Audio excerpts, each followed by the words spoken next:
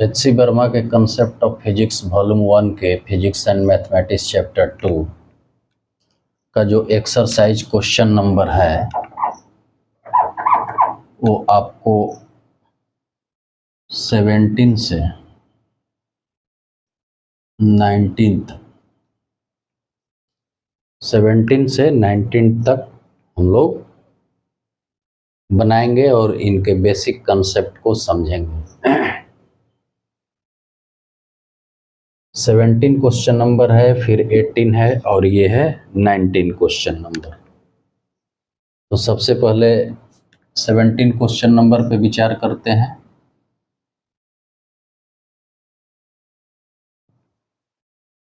Seventeen question number कह रहा है कि particle moves on A given straight line with a constant speed v। कहने का मतलब है कि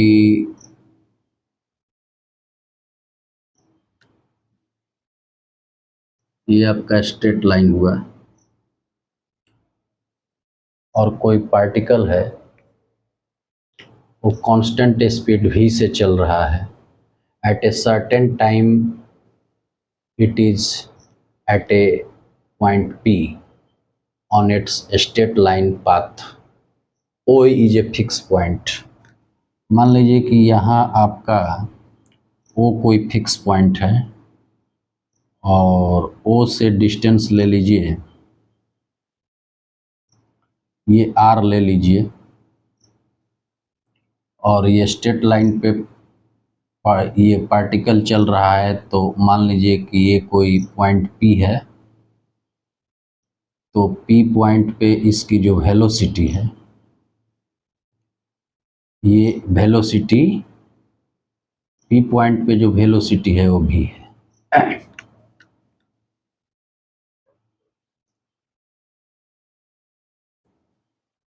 v है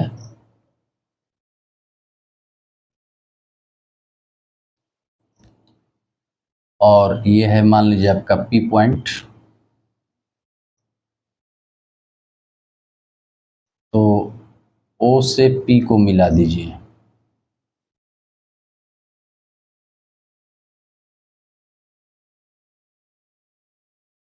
so that OP vector cross V vector is independent of the position P। ये दिखा देना है कि जो OP वेक्टर है और ये V वेक्टर, इनका जो क्रॉस प्रोडक्ट होगा, ठीक है, वो P से इंडिपेंडेंट होगा, मतलब P पे निर्भर नहीं करेगा, P के पोजीशन पे निर्भर नहीं करेगा। तो मान लीजिए कि किसी टाइम T में ये P पर है, तो ये तो आपका जो हुआ वो वेलोसिटी वेक्टर हुआ और OP जो पोजीशन वेक्टर हुआ आपका ये हुआ। तो इसको थोड़ा आगे बढ़ा दीजिए ऐसे।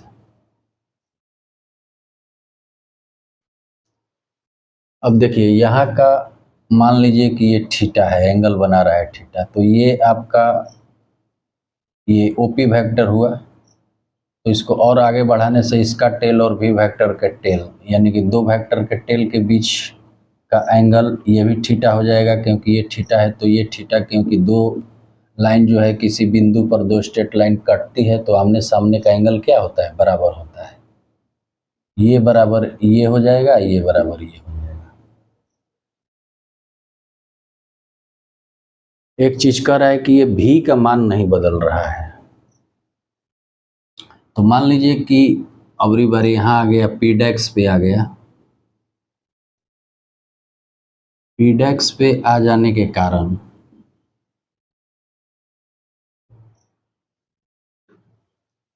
ये पी डैक्स मान लीजिए, इसकी वेलोसिटी भी रही, इसको थोड़ा आगे बढ़ा दीजिए, ये पॉइंट मान लीजिए पी डैक्स।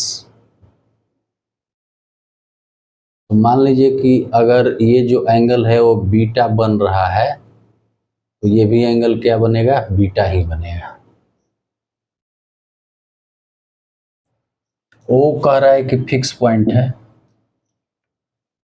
तो सबसे पहले वेक्टर ओपी क्रॉस भी निकाल लेते हैं। तो इसको क्या लिख सकते हैं? इसको लिख सकते हैं ओपी भी साइन थीटा एन कैप। और मान लीजिए कि इसका क्रॉस का मैग्नीट्यूड निकालें तो लिख सकते हैं ओ पी भी साइन थीटा। इसको थोड़ा और ढंग से लिखेंगे तो भी ओ पी साइन थीटा। अब देखिए इस ट्रायंगल पे विचार कीजिए। ये वाला जो ट्रायंगल है, ये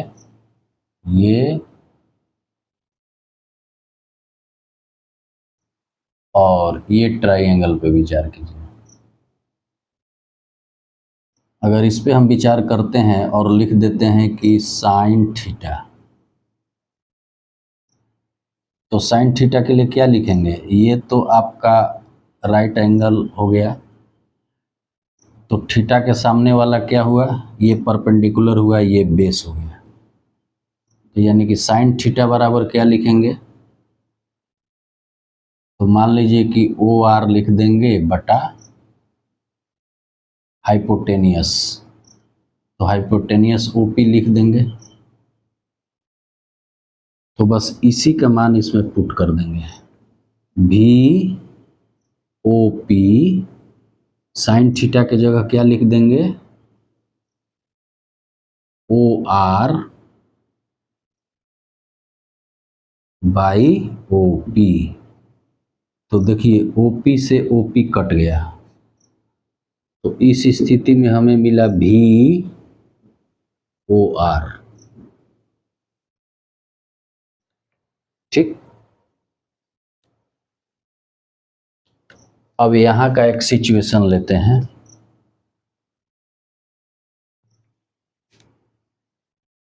तो यहाँ के सिचुएशन के लिए मान लीजिए कि कुछ और समय बाद ये पार्टिकल जो है पी डेक्स पे पहुँच गया, लेकिन स्पीड इसकी क्या बता रहा है? कांस्टेंट भी ही रहेगी।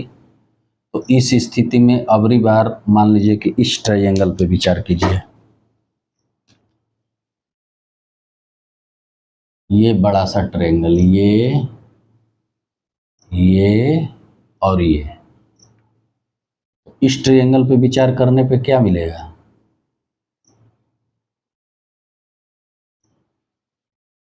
इसके लिए अगर हम काउंट करेंगे ओपी डेक्स वेक्टर, ठीक है,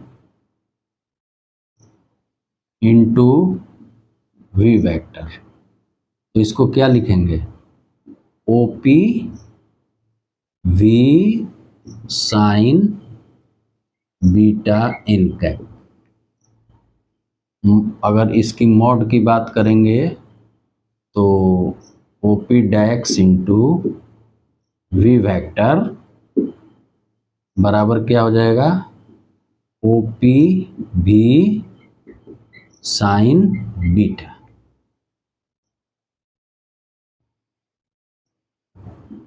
भी को इधर ला दीजिए और इसको लिख दीजिए ओपी साइन बीटा। अब साइन बीटा का मान इस बड़े से ट्रायंगल में देखेंगे तो इसके लिए क्या लिख सकता हूँ? साइन बीटा बराबर, बीटा के सामने वाला क्या हुआ? ये आपका परपेंडिकुलर हो गया, और हाइपोटेनियस इसका क्या हुआ? ओपी डेक्स। ओपी डेक्स इसी का मान इसमें दे देंगे। देखिए यहाँ डेक्स छूटा हुआ है, ओपी डेक्स, यहाँ भी डेक्स होगा, चूंकि वेक्टर ओपी इंटू वेक्टर भी है तो ओपी डेक्स भी साइन बीटा एन कैप। तो ये भी ओपी डेक्स इंटू साइन बीटा के जगह ये दे देंगे ओ आर ओपी डेक्स। शायद ये स्क्रीन में नहीं आ रहा होगा।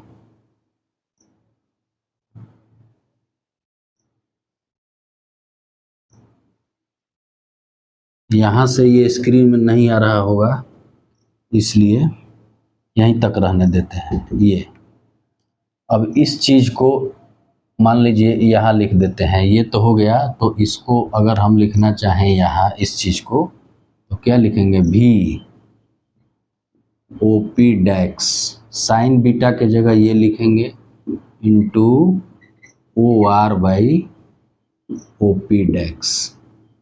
तो ओ पी डैक्स से ओ पी डैक्स कट गया, तो ये मिला भी ओ आर डैक्स, भी ओ आर डैक्स नहीं, भी ओ आर, ओ आर। ठीक है, ये किसका मान मिला, ये इसका मान मिला। तो इस तरह से देखते हैं कि पार्टिकल चाहे पी पर हो या पी डैक्स पर हो, ठीक है, ये जो इसका मान होता है वो इतना ही होता है, भी ओ आर। भी ओ आर मतलब इसका जो मान निर्भर करता है वो वेलोसिटी पर निर्भर करता है, ये वेलोसिटी पर जो कि कांस्टेंट है, और ओ आर पर निर्भर करता है जो कि कांस्टेंट है। पी से कोई मतलब नहीं है, पी डैक्स से कोई मतलब नहीं है।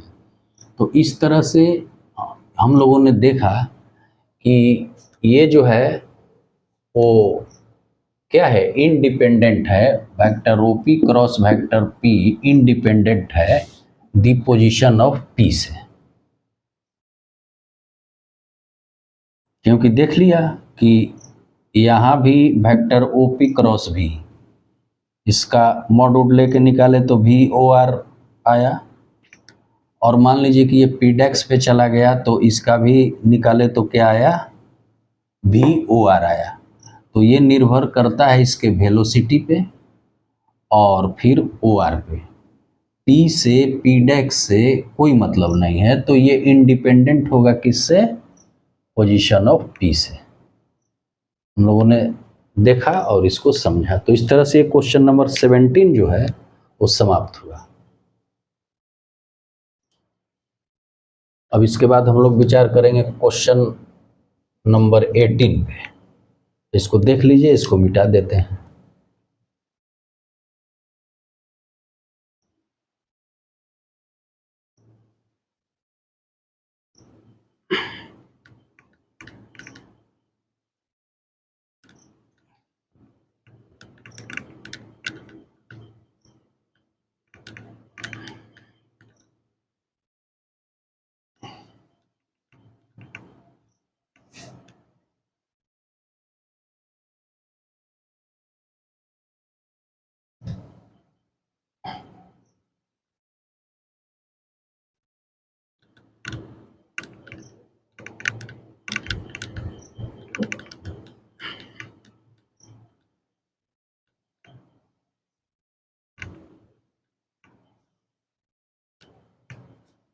चलिए क्वेश्चन नंबर 18 है।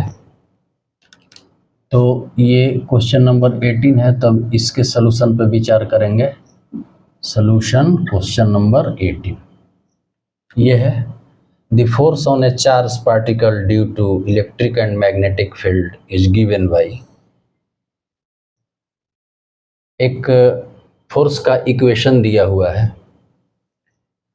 Vector F equal to q vector E plus q vector v cross vector we.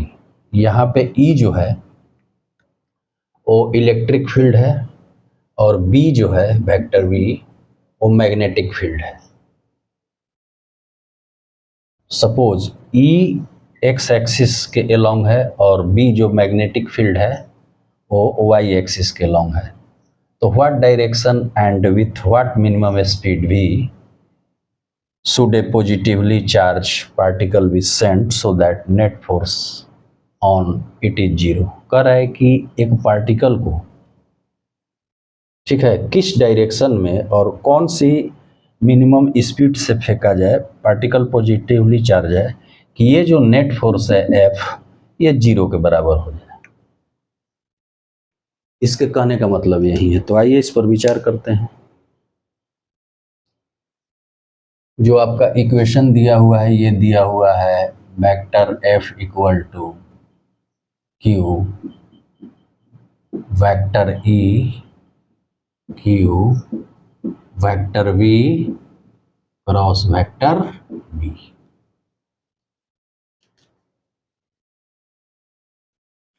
अब यहाँ पे ये नेट फोर्स जीरो की बात करता है, तो यानी कि इसको हमें जीरो बना देना है। तो जब इसको जीरो बनाएंगे और इस इक्वेशन में रखेंगे तो zero equal to q E vector q vector v cross B. ठीक है। अब थोड़ा सा मान लीजिए कि इसको इधर लाएंगे तो ये क्या हो जाएगा, minus q vector E equal to q v, ये हो जाएगा।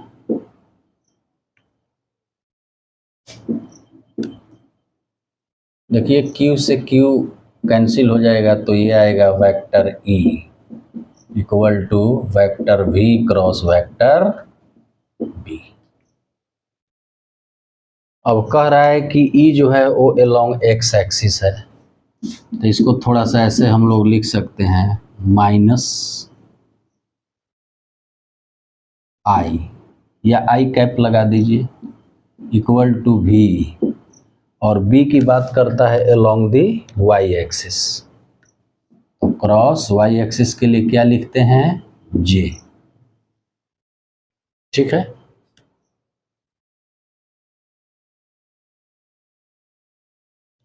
अब थोड़े समय के लिए ई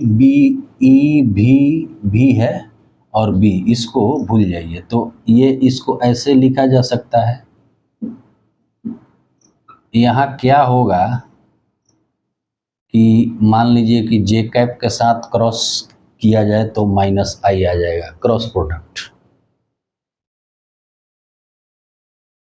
तो सीधी सी बात है कि यहाँ पे जो हमें रखना होगा वो के रखना होगा, के क्रॉस जे जो होता है वो माइनस आई होता है क्रॉस प्रोडक्ट में। तो यानी कि ये जो के है वो क्या है, वेलोसिटी की डायरेक्शन को बता रहा है। तो अगर इसमें इस बात को लिखें तो क्या लिख सकते हैं,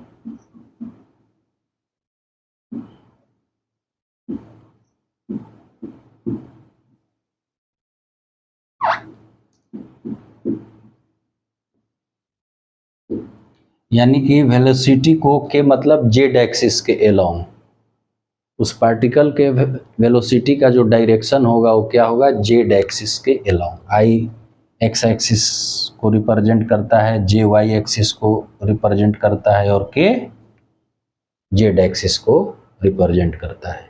एक्स एक्सिस को रिप्रेजेंट आई करता है और जे जो है वो वाई एक्सिस को रिप्रेजेंट करता है, और के जो है वो जेड एक्सिस को रिप्रेजेंट करता है। इस तरह से एक्स वाई जेड। ठीक है। तो इसको आई कैप लिख सकते हैं, आई कैप लिख दीजिए या आई लिख दीजिए, जे कैप या जे आई कोई दिक्कत नहीं है चूंकि ये यूनिट वेक्टर है, और के कैप। और ये तीनों क्या होता है, आपस में परपेंडिकुलर होता है। तो मान लीजिए कि देखिए जे क्रॉस आई, जे से आई की ओर जाएंगे, जे क्रॉस आई कह रहे हैं के क्रॉस जे, के क्रॉस जे मतलब के से जे, के से जे जाएंगे। ठीक है, के क्रॉस जे जाएंगे तो इसका जो डायरेक्शन होगा वो क्या हो जाएगा, इसके अपोजिट हो जाएगा, यानी माइनस आई कैप हो जाएगा।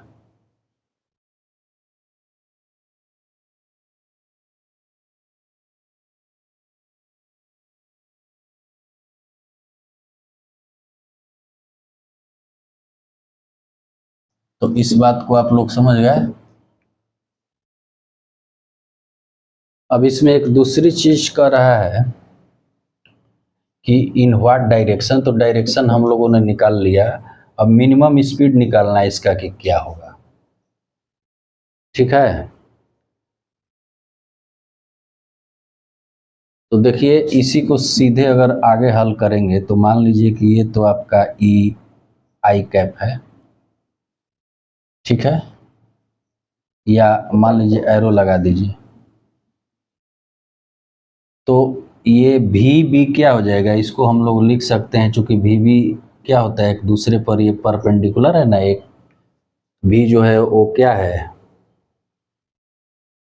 भी का डायरेक्शन ये है, मतलब जेड एक्सिस की ओर है, और बी का जो डायरेक्शन है मैग्नेटिक फील्ड का वो वाई एक्सिस है, तो एक दूसरे पे परपेंडिकुलर है। और के जे का मतलब क्या हो जाएगा,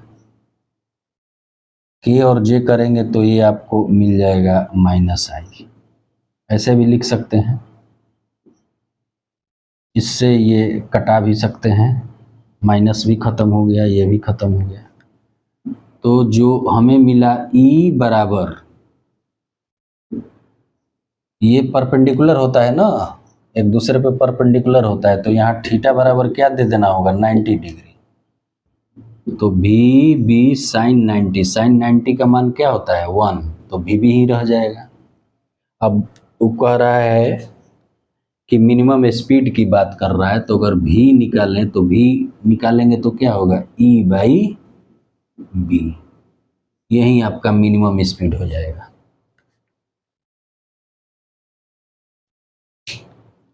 तो यहाँ साफ लिख दीजिए,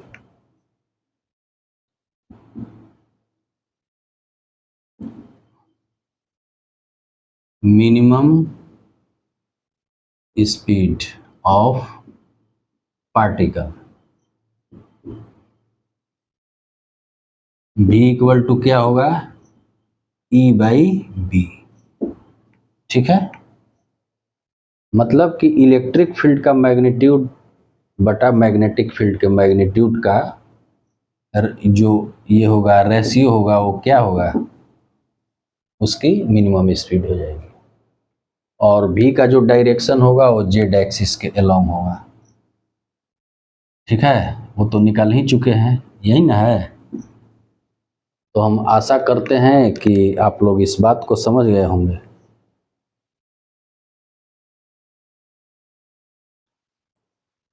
और मान लीजिए कहीं दिक्कत हो तो कमेंट बॉक्स में आप लिख सकते हैं, उसका जवाब दे दिया जाएगा। वैसे तो हम लगभग सब कुछ बता चुके हैं। अब चलिए क्वेश्चन नंबर 19 पे विचार करते हैं।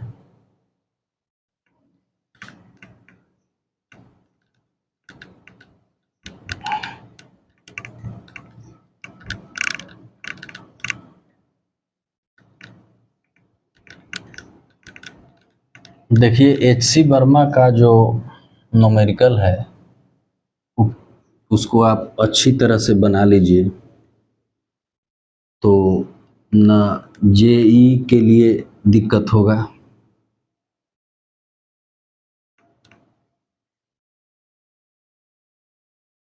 और न मान लीजिए एडवांस के लिए दिक्कत होगा,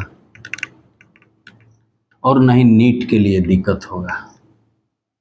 और जहाँ तक 11-12 की बात है तो मान लीजिए और सरल है।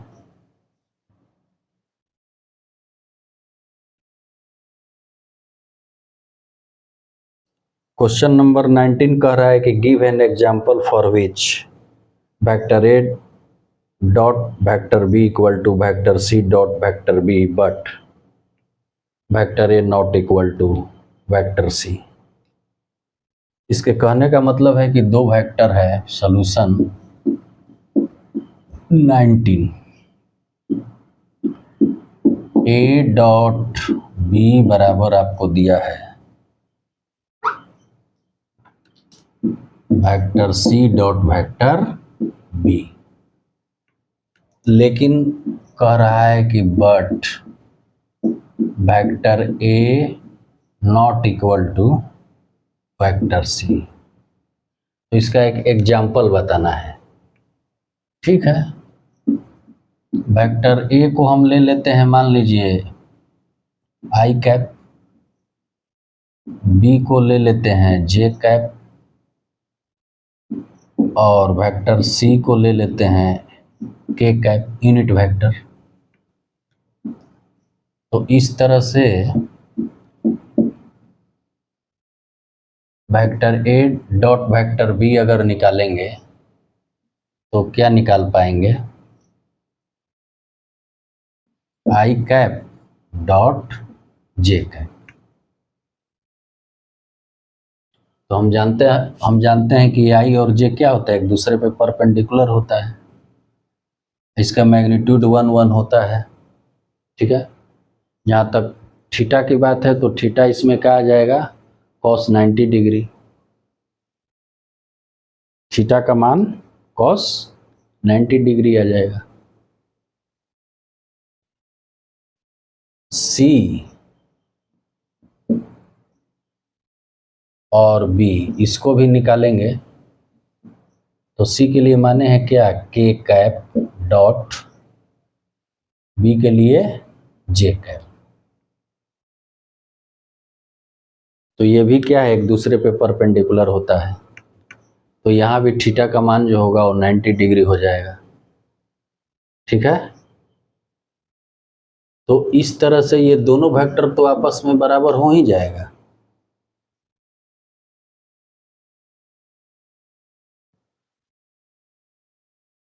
क्योंकि इसका भी मान क्या हो जाएगा, इसका भी मान 0 हो जाएगा, इसका भी मान 0 हो जाएगा। तो इसका मतलब है कि vector A dot vector B बराबर vector C dot vector B हो गया। लेकिन इस एग्जाम्पल में क्या वेक्टर ए बराबर वेक्टर सी है, देखिए नहीं है। क्यों नहीं है, कि ये क्या है, वेक्टर ए को माने हैं आई कैप और वेक्टर सी को माने हैं के कैप। वेक्टर सी के cap, vector A I cap, तो ये बराबर नहीं है। लेकिन इनका जो डॉट प्रोडक्ट है, जैसे vector A dot vector B equal to vector C dot B, ये बराबर है, लेकिन इसमें वेक्टर ए बराबर वेक्टर सी नहीं है। तो ये एक्सरसाइज से स्पष्ट हो गया। तो ये एग्जाम्पल हम दे सकते हैं।